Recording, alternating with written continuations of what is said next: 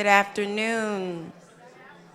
I would like to just go ahead and welcome everyone today to the Manatee Tiger Bay Luncheon. We have a very exciting luncheon topic for you today with a great group of panelists. My name is Xavier Bailey, and I am your president, and again, welcome.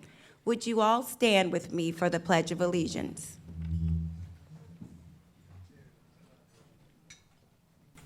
I pledge allegiance to the flag of the United States of America and to the republic for which it stands, one nation, under God, indivisible, with liberty and justice for all. Thank you. You may be seated.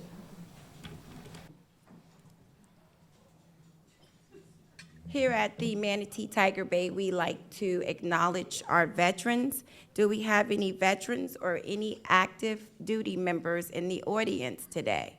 Would you please just stand for us?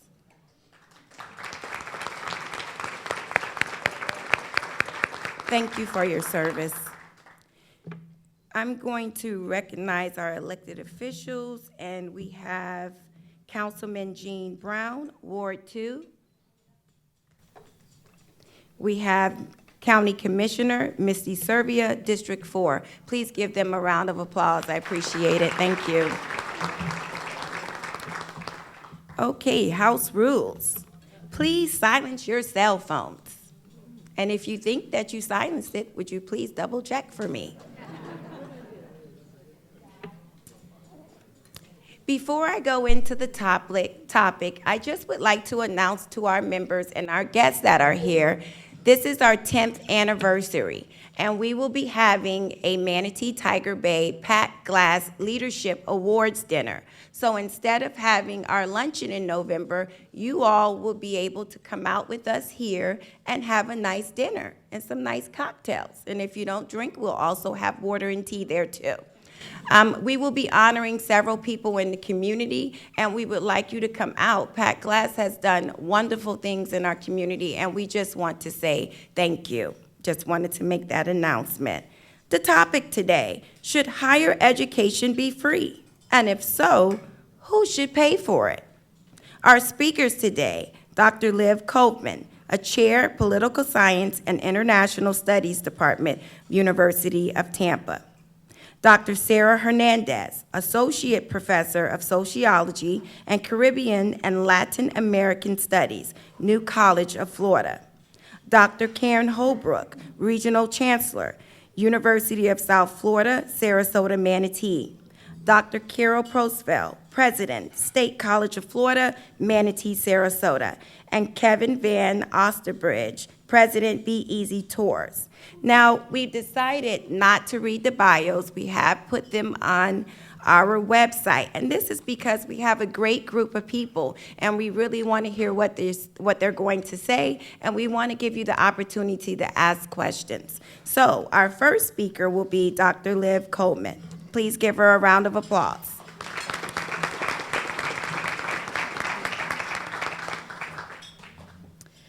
Thank you so much for having me here today to speak to you.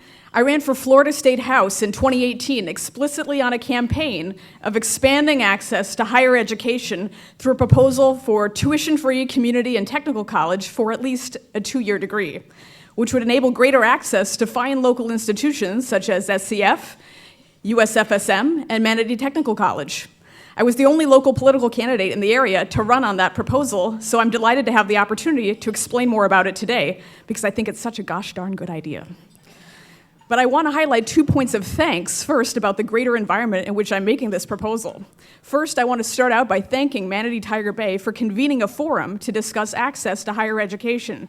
We're living in a time right now of anti-intellectualism, rampant conspiracy theories, suspicion about the value of higher education, and an atmosphere of prejudice and violence in our national affairs. But I appreciate that this community shows that it values higher education as an end in itself by fostering just this kind of dialogue we have today. And that makes me proud to live in Manatee County. For education is arguably not just a right, but also an obligation. As President John F. Kennedy said in a speech at Vanderbilt University, of the many special obligations incumbent upon an educated citizen, he said, I would cite 3 as outstanding: your obligation to the pursuit of learning, your obligation to serve the public, your obligation to uphold the law.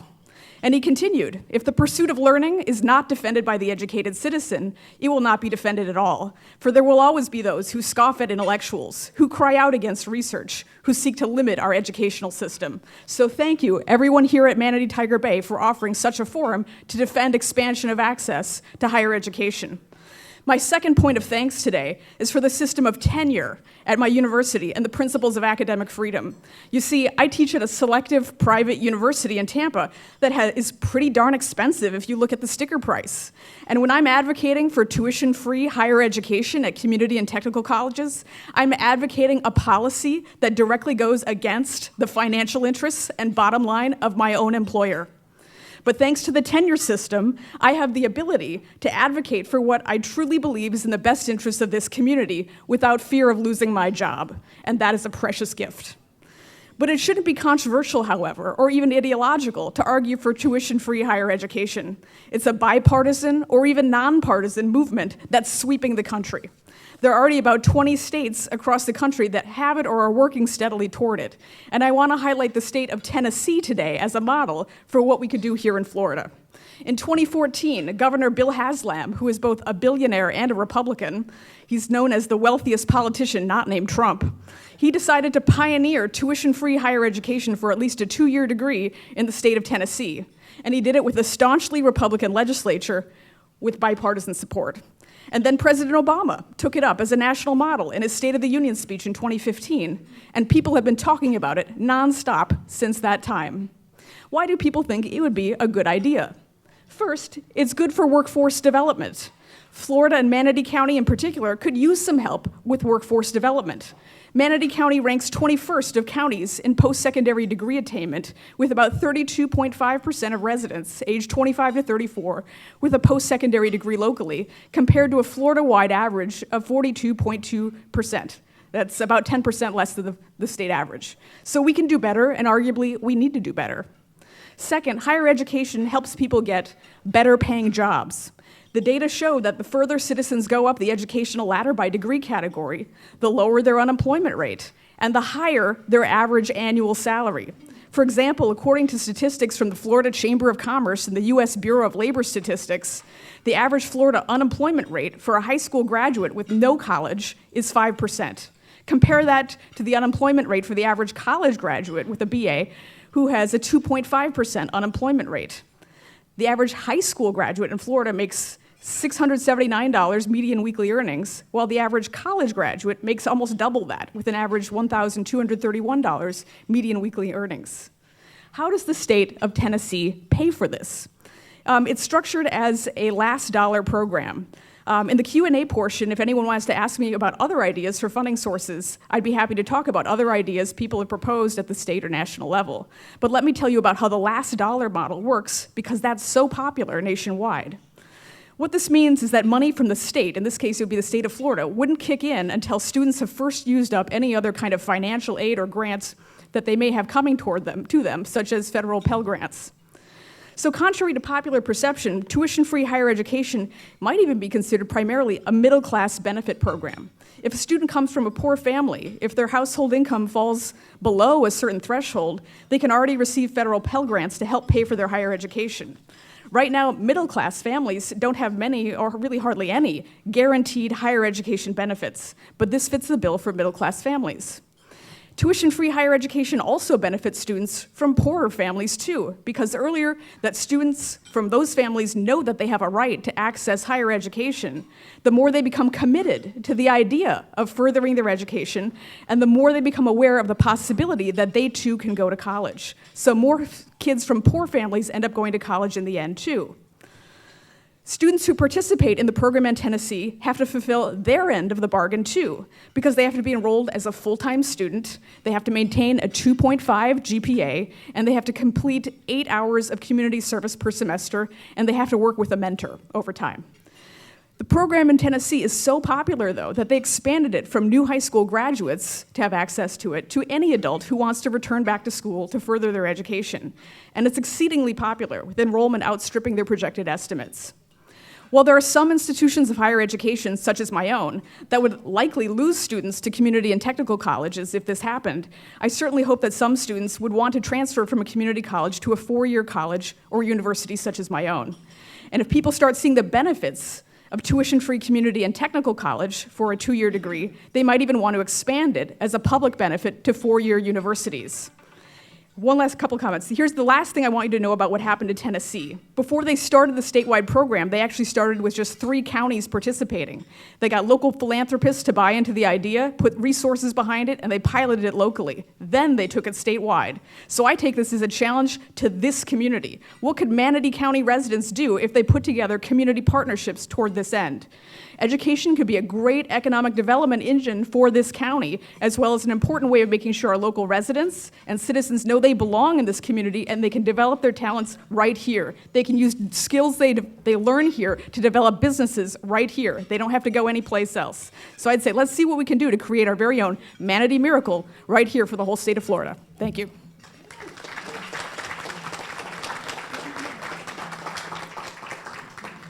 Thank you so much, Dr. Liv Coleman. Next, we'll have Dr. Sarah Hernandez. Would you please give her a round of applause?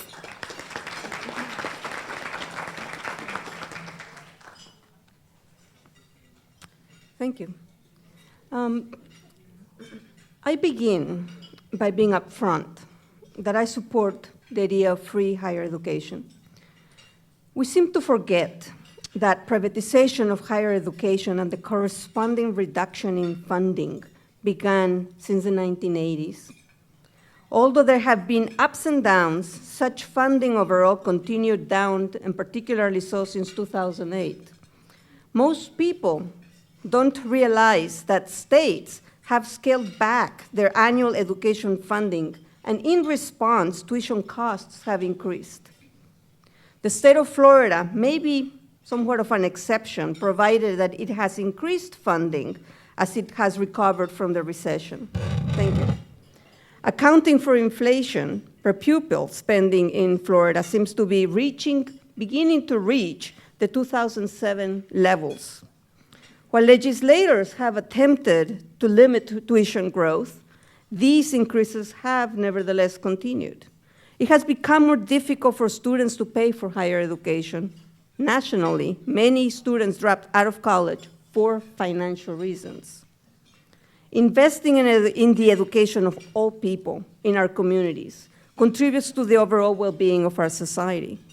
We recognize these for the K-12, and we should as well for the university level. When all citizens understand how to confront manipulative advertisements and messages, our society is healthier, and all of us can live better lives. Free public education, including higher education, is a social good, not just an individual gain. It is better for our society when its voters know how to do their own independent and well-informed research on any one issue. Education is not simply the creation of skilled humanoid machines that can perform tasks necessary for capital accumulation.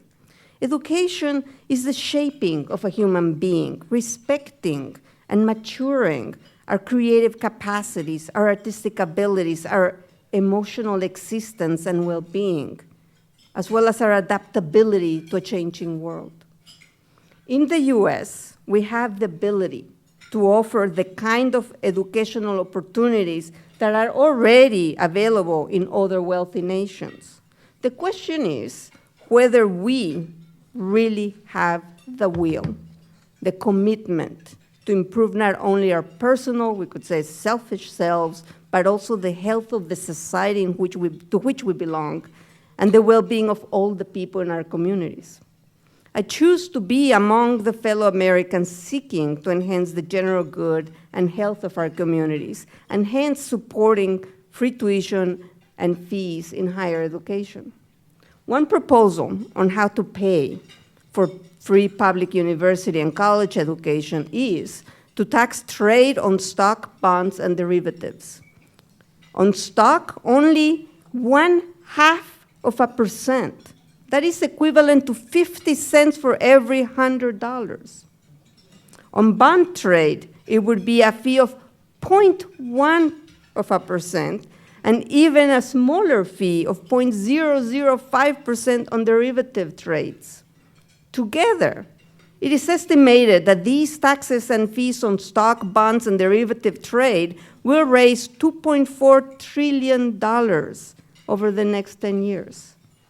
President Trump's tax cuts for the wealthy and big corporations cost more than $2 trillion. 83% of those costs went into the pockets of the top 1% of the wealthiest people in the USA.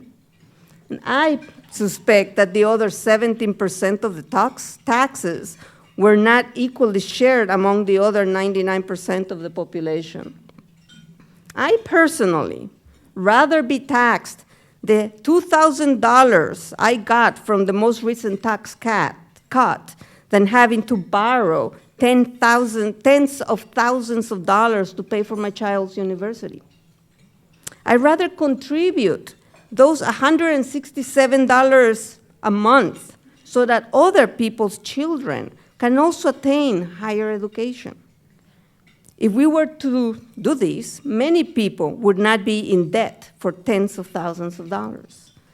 The children of less fortunate people will have the opportunity to become informed citizens with the capacity for independent research and analysis. They would be much more likely to find well-paying jobs and to contribute to our general well-being.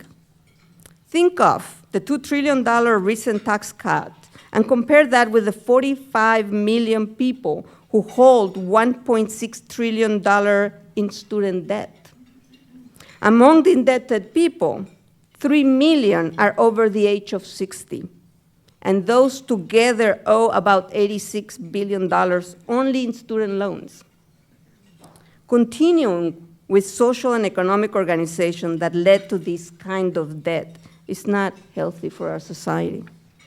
If the federal government taxes trade in stock, bonds, and derivatives to pay for tuition, then the states can use their own resources to help low-income students cover their living expenses, such as food, housing, transportation, as well as books and other learning tools.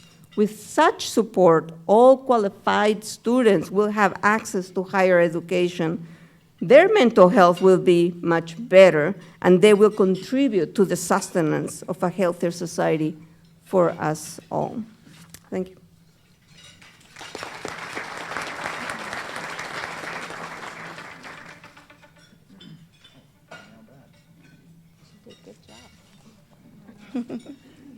Thank you so much. Please give her another round of applause. Now we will have Dr. Karen Holbrook, Regional Chancellor, University of South Florida, Sarasota, Manatee.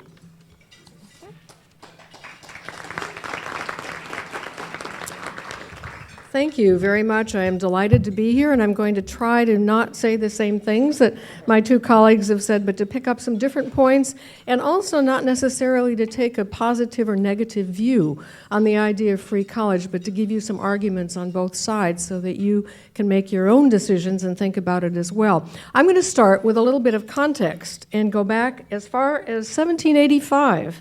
When John Adams wrote, and I quote, "The whole people must take upon themselves the education of the whole people and be willing to bear the expense of it." So this is not a new idea. This is an idea that's been around a very long time. And as many of you know who've been associated with land-grant colleges, that the Morrill Act of 1862 set aside federal dollars or federal state lands and federal dollars to put together an education so that people could come, particularly in agriculture and in engineering, but there would be a free college for everyone, and students can go to school very readily. One of the things we haven't talked about is if you're going to have free tuition, what else costs the student? And that's something that I think is very important to think about, and I'm going to give you some numbers. The cost of college is a lot more than tuition. So if you have free tuition, Students also pay very high taxes for books and fees, and I looked at our own list of fees for our students at the University of South Florida, Sarasota, and Manatee, and I'm going to read to you what our students pay for and what it costs them in addition to their tuition. They pay for uniform fees, that's across all of the campuses, campus fees, facility fees for financial aid and for technology, a green fee, a transportation fee, an athletic fee, a union fee, an A&S fee, and lab fees depending on the courses. Collectively, these amount to about $35 to $48 per credit hour that the student takes. So assuming that the student takes 15 credits a semester, which is the typical student load, that's about $527 extra in addition to the tuition that they pay. So when we start talking about free college, there are still a lot of other fees that students have to pick up, including their living fees if they're living in a residence hall or if they have to drive back and forth, that add to the cost of college and need to be taken into context so that tuition doesn't answer the entire question. There has to be more to it than that. So think about the different proposals that have been put on the table. Excuse me. Elizabeth Warren, for example, has put in what she calls radical reimagining of higher education. She proposes canceling student debt up to the level of $50,000 for anyone who makes under $100,000. If you make more than $100,000 when you graduate, the amount of debt that's canceled goes down. So that's one way of helping students out when they get out of school and want to go into a career. She also talks about providing universal free college for minorities and low-income people. Also talks about developing a special fund for HBCUs, minority-serving, other minority and Hispanic-serving institutions, and for the colleges that have been historically underfunded, such as those that I just mentioned. And then expanding the Pell Grant, because the Pell Grant goes for any student up to $6,000 a year. But that doesn't pay for a college year for any student virtually anywhere other than some of the community colleges. So the idea of extending the Pell Grant, because this is a grant, this is really a grant, it's not a loan to students, but it's a grant that does not have to be paid back. So that's very important. Now, is this a new idea in this country? No. Right now there are over 81 countries in the world that have free college education. And you look back at those countries and say, how does this work? And has this been successful? And the answer is yes, in some cases it has, and in other cases it has not been entirely. And I had some statistics. Okay, in Germany, example, free college, only 28% of the degrees are awarded of students who have attained the degrees. In Italy, 24% are college educated. So the graduation numbers rise in Italy when students actually pay for some of their education. So right now, if you look at what is the federal government putting into education, putting into higher education, last year they paid $91 billion into higher education, which is more than the tuition and revenues for all public institutions combined. $37 billion went to tuition tax credits. These are not directly to the students, but there are other ways of providing relief for students who need funding. $41 billion went to aid low-income students, Pell Grants, and so forth. So the government is putting in a significant amount, but as my colleagues have all mentioned, the state levels have been cut rather substantially. In Florida, we're actually rather lucky in terms of what the state puts into higher education. It's a lot more than many of the states on the West Coast. I came from Ohio, where we watched what the state used to pay for the students up here for every student when the student paid this, and there was a crossover point when it almost changed entirely so that the student paid far more than the state did for a public education as the money went down and down and down. And on the West Coast, and California used to have all free education in the state university system. Now they charge a significant amount of money. So it's changed over time. But as I said, 81 countries have free education. And as one of my colleagues has also mentioned, over 20 states have programs of various nature, some of them called the Promise programs. And while these are wonderful and they're very helpful, there are often many limitations. So one has to not say this is a wholesale great thing that some states do. I was glad to hear all of the good documentation for Tennessee. But there are a lot of states that only pay for a couple of years and only pay for students right out of college. So I guess I'm out of time. No? finish up? Okay. Well, I have a lot more. Again, one of the things that you think about is this is a really important societal benefit. It's very important, like Medicare, and those kinds of things that the state or the federal government pays for are the things that survive. These are the things not in the discretionary funding, but in the non-discretionary level of funding. Social Security has survived, Medicare has survived, the Postal Service has survived. All of these things that get embedded in the non-discretionary funding are the kinds of things that will persist. You think about, let me go very quickly. Am I out of time? Yes, you are. I am out of time. All right, I'm going to just say one thing about the negative side of it. A lot of people have also said that this is not necessarily a good thing because things that you don't have skin in the game for are not things that you value. And a lot of students, if they go into school completely free, do not take it as seriously as they do if they've put something into it. So I could talk about different levels of how you fund these kinds of programs, which I think we do need to fund in many ways, but I'll stop. Thank you. Thank you so much.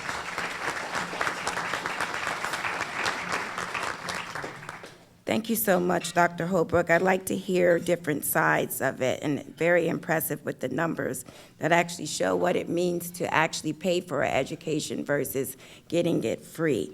Next, we'll have Dr. Carol Prosville, President, State College of Florida, Manatee, Sarasota. Please give her a round of applause. Thank you, Xtavia, and thank you for having me here today to share with you my thoughts on free college tuition. First off, I think one of the driving factors that brings us together to talk about this topic today is student loan crisis. But let's be clear about what that is. The average student loan outstanding today, according to the Federal Reserve Bank of New York, is $24,301. That's less than most college graduates will pay for the first car they buy after they graduate. I submit to you that is not too much to invest in your future. Tuition, as Dr. Holbrook said, is only a small part of what comprises that student debt. It's also the choices that students make. Where do they choose to go to school? How do they want to live while they're in school? What are those lifestyle choices? Are they going to drive, ride a bike, walk? Are they going to go to the more expensive institution, the less expensive institution? They're going to live at home, or are they going to live in a dorm? Those choices make a difference, but also what makes a difference is the interest rate they're going to pay. And what happens to them when they graduate? Is the economy going to be favorable, or are they going to find a job? Because if they don't, they're going to default on that loan, and they're going to have the fees, fines, and penalties that go along with it. So for the outstanding numbers you hear for student loan debt today, a very small portion of it is actually the tuition that those students paid. So focusing alone on tuition is not going to fix the student loan debt crisis in this country. And secondly, are we asking the right question? Are we trying to enable students to afford college, or should we really be working on keeping the cost of college affordable? Those are very different questions and have very different outcomes. Medicare, for example, has not controlled the rising cost of health care any more than free college education is going to control the cost of higher education.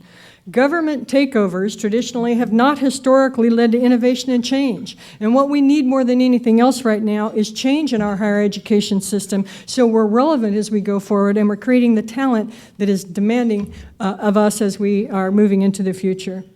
All we do by providing free college education is we're charging that to future generations. We're not changing it to support future generations. Well, what about quality and outcomes in a free higher education environment? Florida currently spends $6.4 billion a year on our higher education system, according to TaxWatch. The estimate to replace tuition at this point in time is about $10 billion of recurring money a year. It takes the portion of the state budget that goes towards higher education from 7% to 18%. Let's be honest, that's not going to happen. And when education is underfunded, what happens? We cap funding per student, and when there are caps on students, then we reduce access. I have a perfect example when funding is inadequate. Germany, 8 out of the 10 top educational institutions in the world were located in Germany. Then Germany instituted their free college education. Now you can't find one German higher education in the top 50 in the world. What about quality? What about success? Private institution called Re-Up that works to get students to come back to college who have dropped out said the number one reasons the students are telling them they drop out of college is not the cost of college. It's all the things outside of college, all the responsibilities they have outside of college that cause them to drop out. And the longer it takes them to get their degree, the more likely they are to drop out. So in Greece, for example, the average timeline to get a 4-year degree is 7 years. Today, in the United States, according to the National Student Clearinghouse, it's 5.1 years. We can't afford to extend that timeline, so we have fewer students who are successful in the pursuit of their higher education. What about students with financial need? Well, this year with student financial need, high financial need, can get $6,195 in Pell Grants. Now, again, as Dr. Holbrook explained, Pell Grants are not money that students have to pay back. It's a grant. Across the nation, most of our community colleges can be afforded with $6,195 in terms of their tuition. For the State College of Florida, full-time tuition with indexed fees, many of which Dr. Holbrook discussed, is $3,100 a year. That leaves those students $3,100 a year for other expenses, transportation, books, etc., other costs. The models we described, roughly 20 across the state, require mostly students to exhaust those types of resources before the free kicks in. They don't favor the financially needy. In fact, they favor the other end of the spectrum. So who is it we're actually trying to help with a free college model?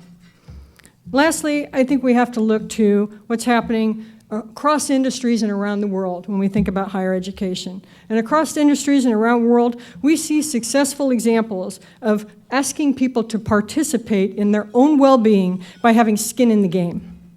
Our own Salvation Army right here in Bradenton charges $10 a night for a warm meal and a clean bed because they believe skin in the game matters. As human beings, we value what we invest in, we take pride in what we earn, and this is what drives us to persevere. So no, I'm not in favor of free higher education, not because I don't want to help students, but because I don't want to hurt the students who need us most. Thank you.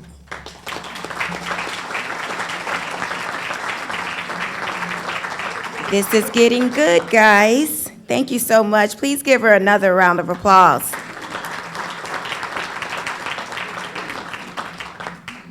Next, we will have Kevin Van Ostenbridge, President, Be Easy Tours, Inc. Please give him a round of applause.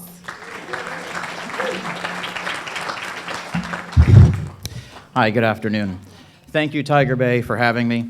To be clear, I am in favor of anyone who wants to attend college to have that opportunity available to them. I'm pro-education. I'm a strong advocate for trade schools. And personally, I'm always looking to expand my horizons and reading whatever I can get my hands on. I'm pro-learning. Teachers and coaches had a significant impact on my life during my formative years. Some of the things that they taught me would be, if something sounds too good to be true, it probably is. And you should always read the fine print. So let's do that. First question we need to know, how much does free college cost?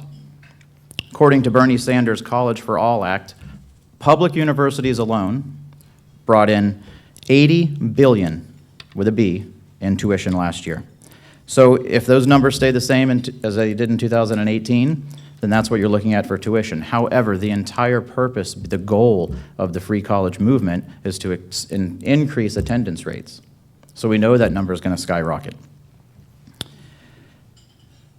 $1.4 trillion. That's what people currently owe, Americans currently owe in student loan debt, $1.4 trillion. Are those Americans expected to pay off those student loans while simultaneously contributing to the tuition of current students? Or will taxpayers be tasked with bailing them out of $1.4 trillion in debt? By the way, we have $22.5 trillion in national debt right now, which works out, which works out to $150,000 per American federal taxpayer. All right.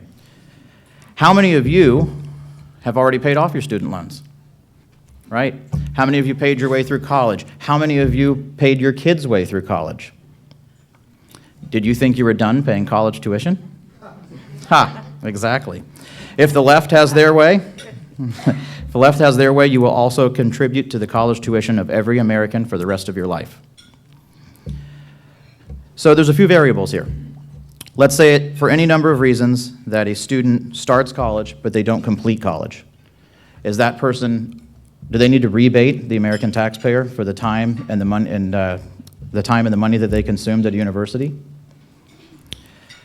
What if a person obtains a degree, but then they don't follow a career path that requires the degree that they received? Should they have to refund us for the degree that they're not using?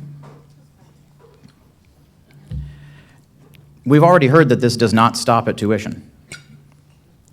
Books, room and board, fees, living expenses, the list goes on and on. And the thing is, we are a compassionate people. Currently, approximately 2/3 of full-time students at public universities receive some sort of government aid. Pell Grants are everywhere. If you're willing to put some sweat equity in, the GI Bill offers you a 4-year degree if you're willing to serve your nation. An individual must have skin in the game. You have to be willing to invest in yourself. You are capital. You're your own capital, and you have to be willing to invest in yourself. A person doesn't value something that's free the way they value something that is earned. Personally, I love the feeling that I get when I work hard and diligently to achieve a goal, and I finally get there. I love that feeling. When you give something to a person, you cheat them of that emotion. You replace it with a feeling of entitlement. The United States of America was founded on freedom and liberty. Entitlements and taxation limit both. No doubt about it, this is a socialist policy. The long-term consequences are a slippery slope of cradle-to-grave dependency that the left is trying to impose upon this country. We must resist the promise of free stuff and not allow ourselves to be lured down the path of socialism. Venezuela in the 1990s was the third wealthiest country in the West. They passed one socialist policy after another, seeking equality for all their citizens. Today, the people of Venezuela are enjoying the equality that socialism gives. Everyone in Venezuela is equally poor, they're equally hungry, and they're equally oppressed. Ask yourself this: why is it in Hong Kong, as I'm standing here talking to you right now, people are risking their safety in the streets of Hong Kong, waving the American flag, protesting, singing our Star-Spangled Banner? It's because they're hoping and praying that we will come and save them from an oppressive socialist regime. This is the greatest country in the history of the world because our constitutional freedoms enable us to advance based on merit. Your success is primarily tied to your skill set and your ambition. That, my friends, is freedom, and it's capitalism. It has freed and fed more people than anything in history. Thank you.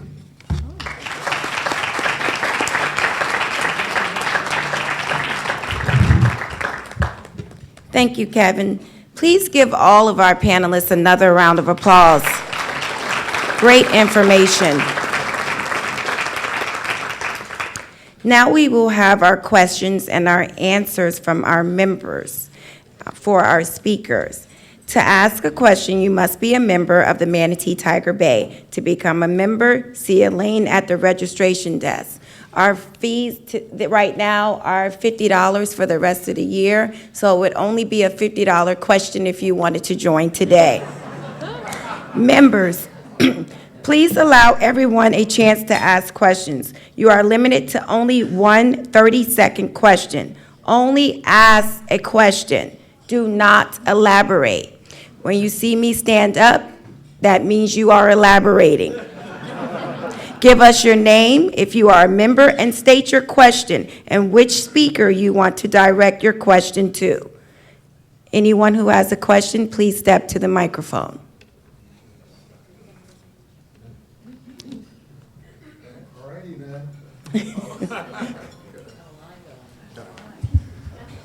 My name is Dr. Jim Whitman, and I am a Tiger Bay member. This is not to any particular person. Anyone who cares to respond, I would appreciate it.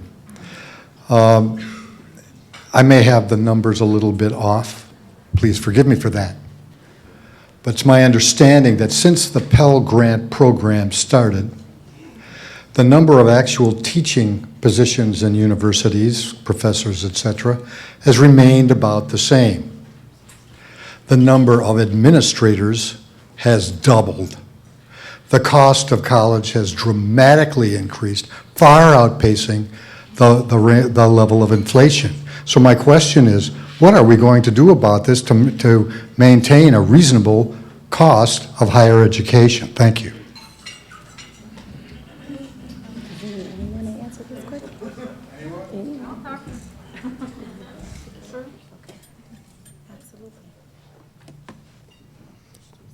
I think my answer will resonate with our business members and EDC members in the room. And education is one of the most highly regulated businesses in our country, particularly if you receive federal funds.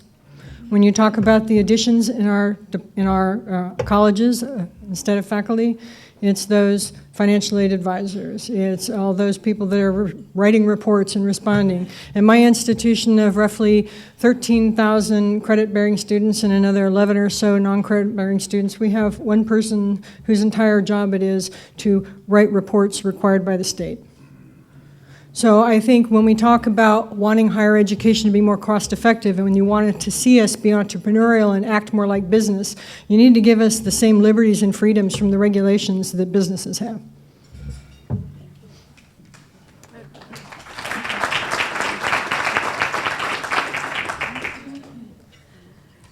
I'm not actually sure what I'm going to say, but I'm standing up.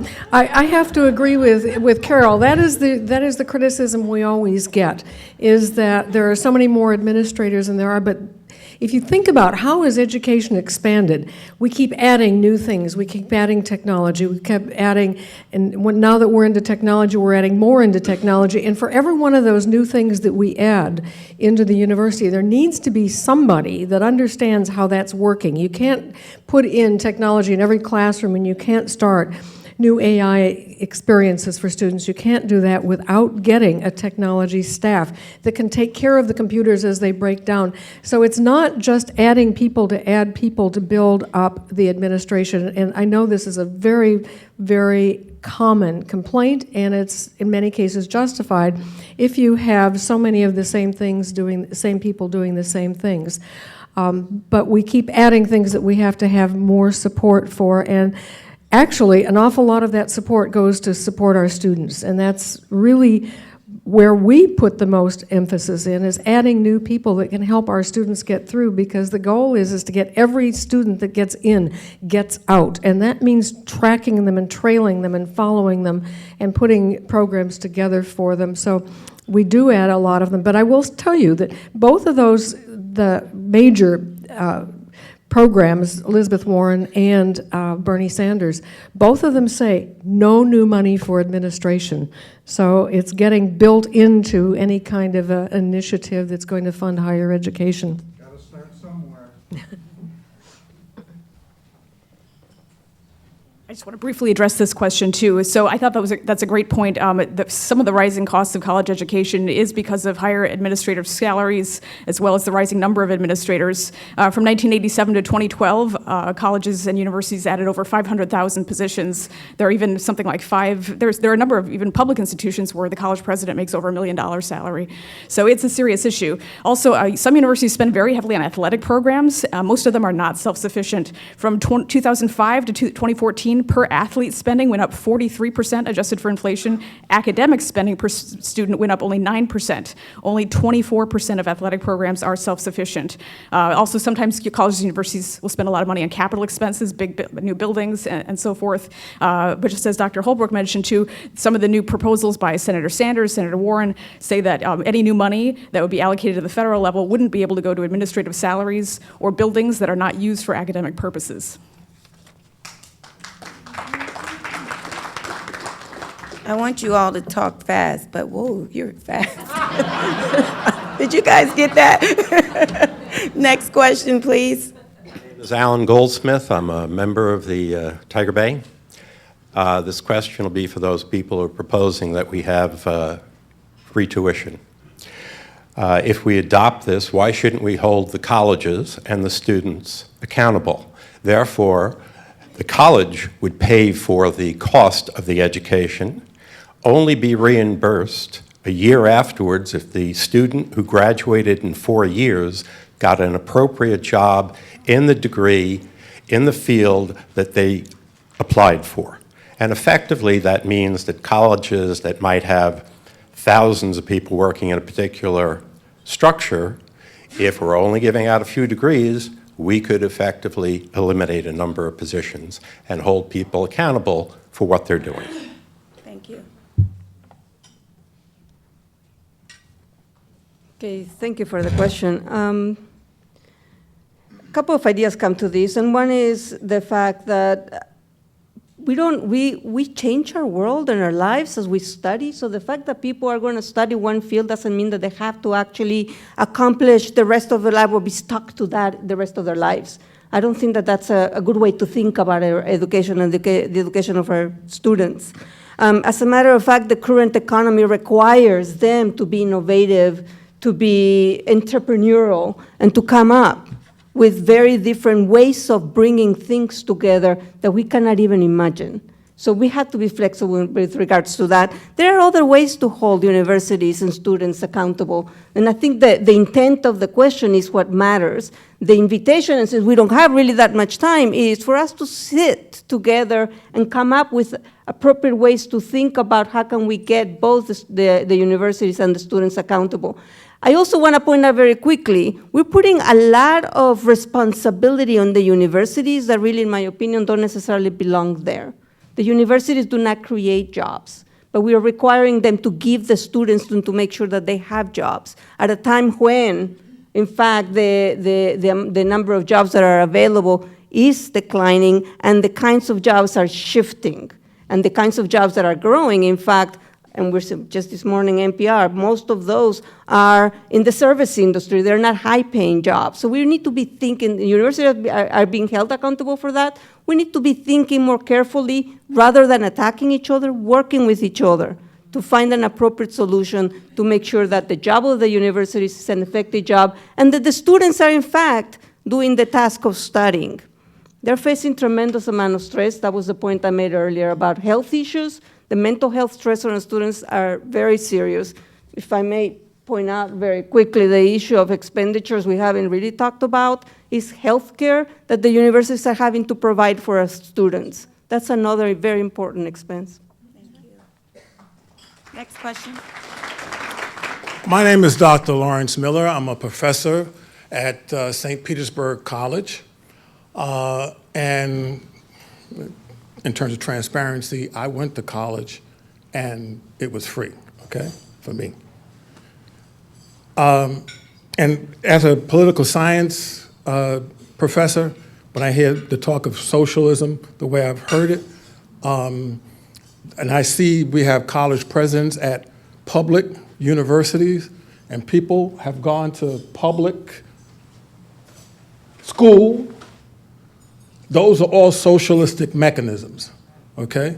So when we start thinking about providing for people having an education, that's why public education was put in place for everybody to be able to be educated. My question has to do with loan forgiveness, because I do believe in having some skin in the game. I wanted to know from the college administrators, as far as the loan forgiveness program, do you consider it a failure or a success in terms of students being able to get a loan when they come out to do some public service, teaching, whatever, in some either rural or disadvantaged neighborhood, having that loan forgiven? Do you consider that a failure, or is that, and I'm talking about in its implementation now? Well, I'll start that, and I'm sure others will come on. I think it's a wonderful idea to have a loan forgiveness program.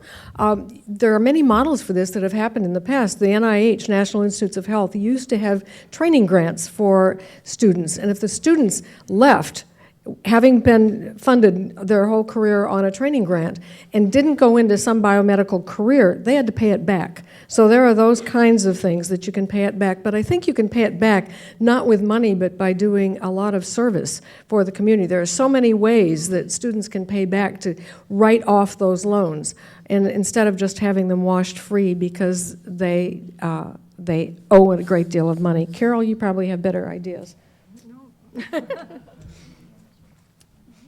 I agree. I think it's a great idea that we have a program where students can work off their loan, if you will. But I think what's important to remember is what are the interest rates on those loans, and what are the things that are part of those loans? Did they default because they couldn't find a job? Maybe we should be involving the banks. We should be involving the other institutions to see if we can't recast these loans into something that makes more sense for students, rather as another mechanism for helping students get out from underneath student loan debt. Implementation, when a student gets out and you now want to go ahead and pay back that loan, and that loan may be forgiven by the government if you do some work. I want to know, in terms of what feedback you two have gotten, has it been that has been either a success or a failure? Because if a student goes through college and now is asked to do this and they cannot get that loan, they could teach in a disadvantaged neighborhood or what have you, or a rural community, then what good is the program in the first place?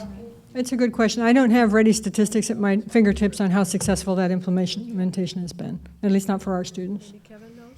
I'm sorry, what was the last question? How has loan implementation worked? Has it been successful? Well, student loan implementation gives you some skin in the game. That's the whole point here. If student loan forgiveness is a violation of your contractual duty, then what's the point of giving the loan? At that point, you're simply giving away free college, and I'm paying for it, right?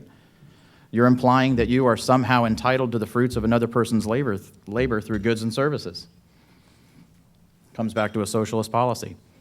And of course, universities want this because they want as many kids as they can get into higher education for as long as they can keep them there, because the liberal left has a disproportionate amount of influence in higher education. So make it free. Send them as long as you can. Pay them to go, right? It's a liberal indoctrination mill. She's going to make this really quick for me. Thank you for the opportunity. I think in some ways the answer to the question you see in front of you. I had several loans, and because of the work I do, they were forgiven. That means that there were $30,000 that I did not have to pay and I could use to purchase my house, to help my neighborhood, to do a whole bunch of other things. If I had to pay them, I would have had to quit being a professor and find a job that paid a whole lot more. Thank you. Thank you. Hi, I'm Jane Filesticker, and I am a Tiger Bay member. My question is directed towards our educators on the panel. Let's assume that such a program does come into implementation with free tuition, and that free tuition, as has been primarily proposed, applies only to public schools. How do we prevent a two-tiered system from coming into being?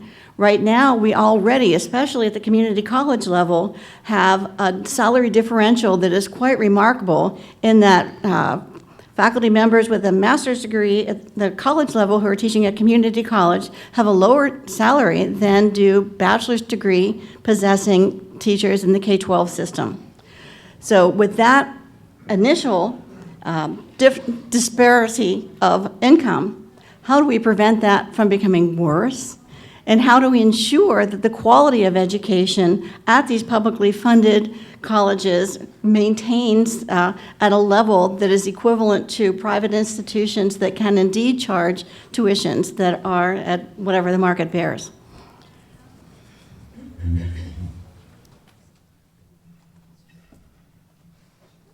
As I said in my remarks, and the models exist to that extent, we don't. We have a two-tiered system. That's what it leads to.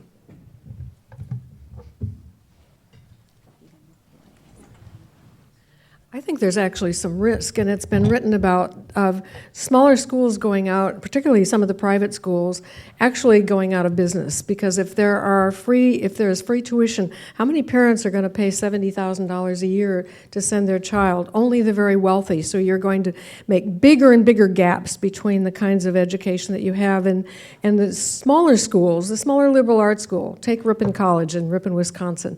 1,500 students, 1,200 students.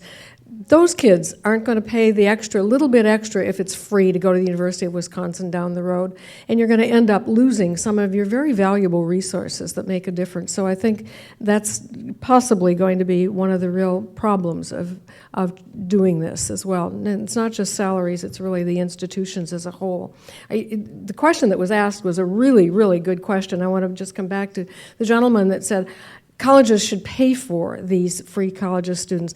How do you pay for the colleges to do that? That's a really interesting question. Where do the institutions get their money if they're going to invest it in their students entirely? Next question, please. My name is Tracy Pratt, and I am a member of Tiger Bay, and my question really follows on that. I am a first-generation college graduate, and I worked full-time to get myself through college, and I have skin in the game to the tune of $160,000. My husband has similar student loan debt. I just put my first child in high school yesterday, and we are starting to prepare for college, but we are still literally decades away from paying off our own student loans. The inherent problem with capitalism is that it requires constant growth, which means the cost of tuition is going to continue going up. I'm now thinking that my children will not be able to achieve the level of education that my husband and I have achieved, which are both terminal degrees, because we are not sure that we're going to be able to afford their education while we are continuing to pay for our own education. So my question is for the administrators, as debt accrues, are we going to see some potential drop-off in education for families that could afford college for themselves, but now can't afford college for their own children? I would just like to say I do expect to afford college for my own children, but we're making that plan. I would say, again, it goes back to choices. Choices that maybe you and your husband made about what career you wanted to pursue, where you wanted to get that education that led to the debt that you're dealing with today, and the choices that may be available for your children, and what direction they want to take, and what choices they're going to make as a result. But in either end, it was choices that got us to this point. And again, that's the free nation we live in. We have choices to make.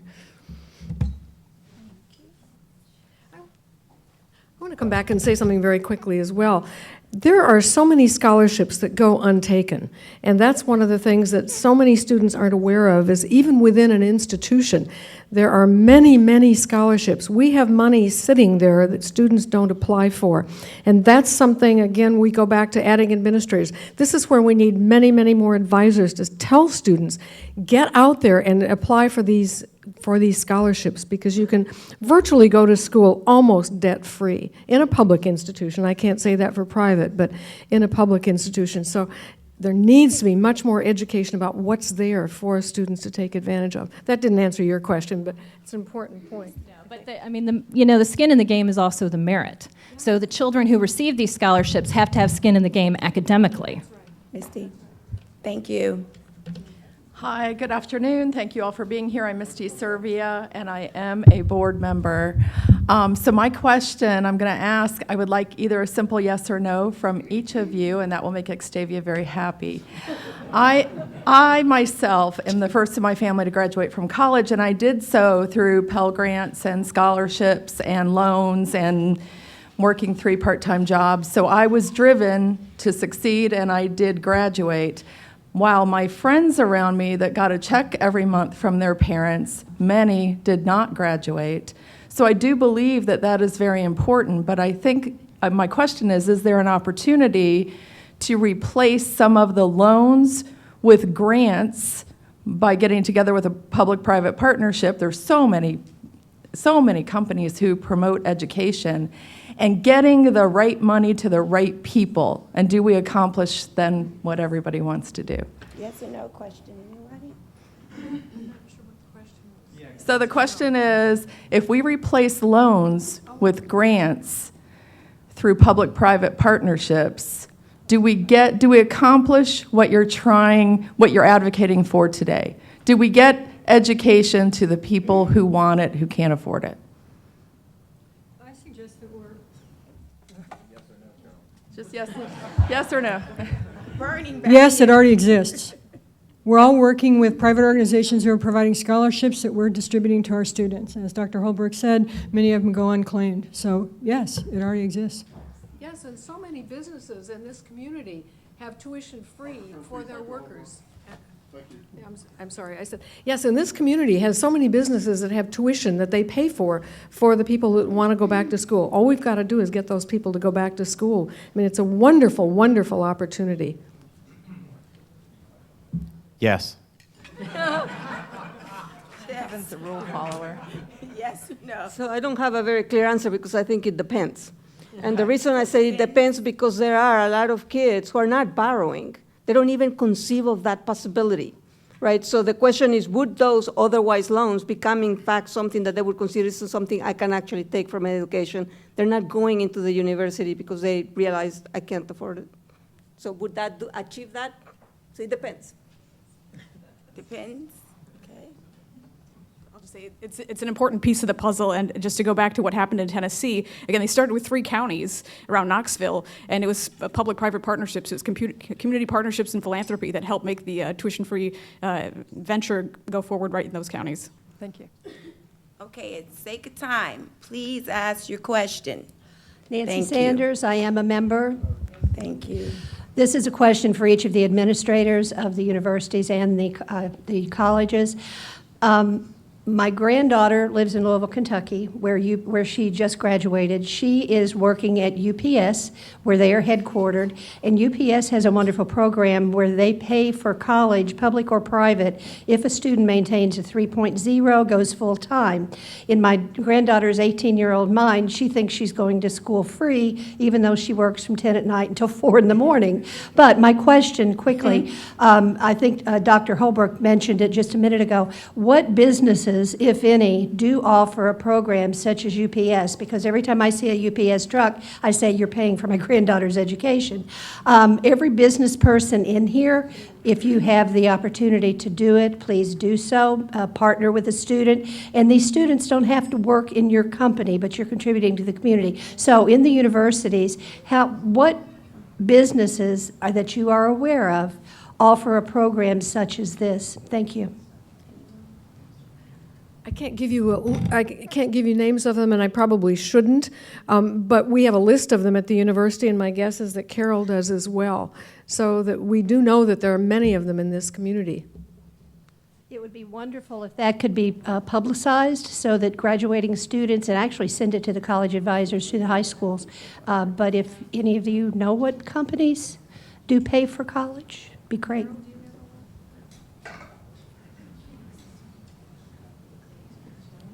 I'll just tell you one of the industries that really focuses on this because of what they're trying to do with their workforce is healthcare.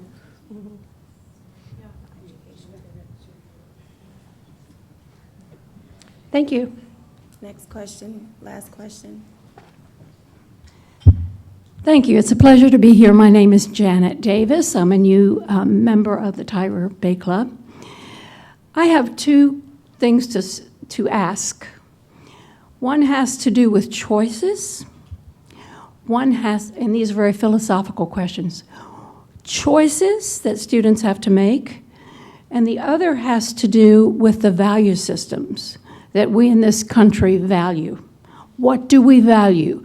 Do we value only the bottom line, where how much money you make tells what your worth is?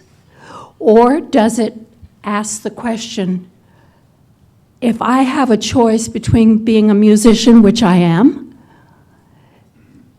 I've never made any money, does that mean that because my gifts and graces, which were given to me by the Almighty, are not going to be worthy of an education because I'll never make much money?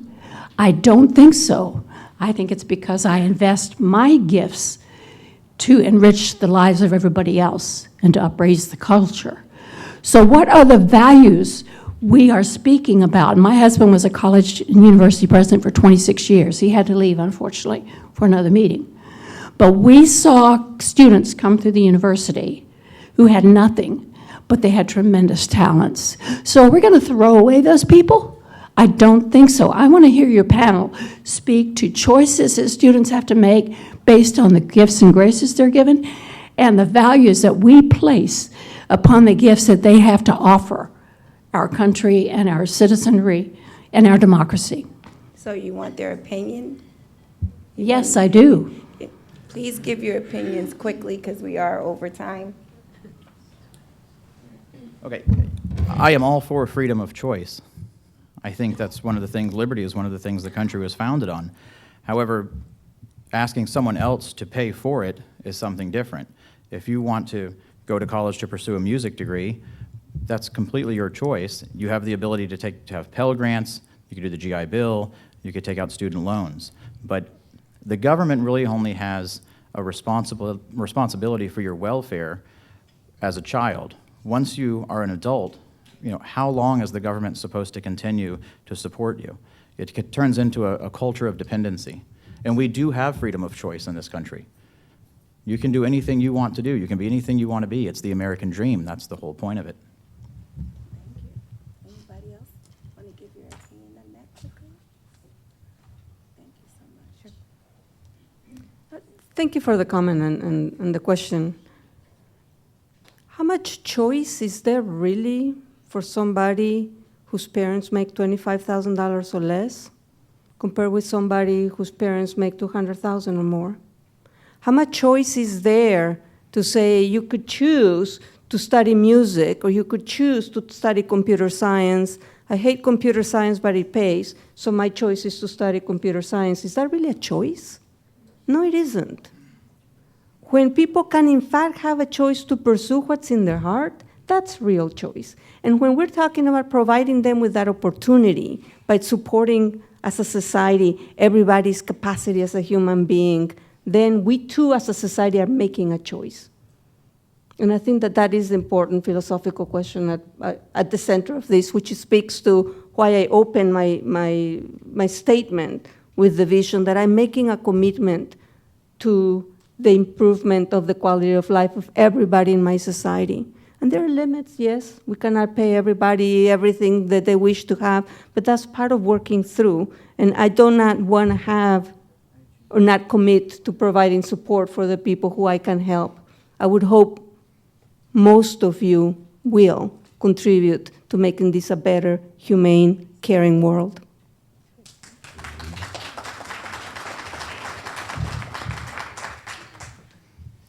I'd like to speak specifically to our musician friend.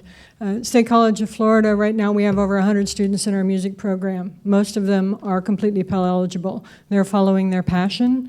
Right now, 20 of our graduates are teaching. They're music educators in this area. You can make a perfectly reasonable living as a musician and a music educator. And so anybody who has that passion, the state colleges or the community colleges are a great place to start.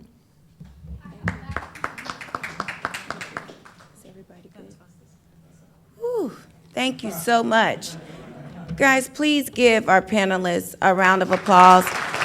Very, very good discussion. Very, very good point of views.